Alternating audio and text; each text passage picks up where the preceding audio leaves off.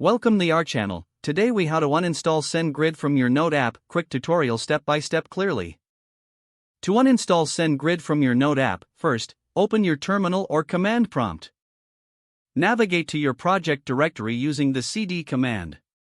Run the command npm uninstall at SendGrid/mail to remove the SendGrid package from your project.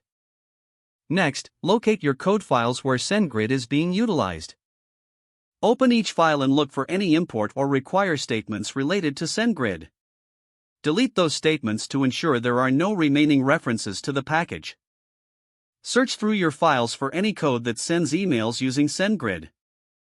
Remove any functions or code blocks that utilize SendGrid features.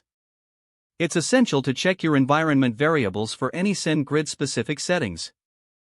Remove those environment variables if they are no longer needed for your application. After you've completed these changes, save all your files. To ensure everything is working properly, run your application. Test the relevant features to confirm that email functionalities are intact without SendGrid. If everything checks out, you have successfully uninstalled SendGrid from your Note app.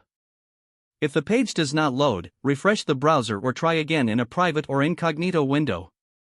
Make sure you are using the correct email address, then retype it carefully to avoid small typos. If your password is not accepted, use the reset option and create a new strong password you can remember. Check your spam folder for verification or security emails, then complete any requested confirmation steps. Enable two-factor authentication if available to improve account security and reduce unauthorized access risk. After signing in, review your profile details so your contact information and settings are accurate and current.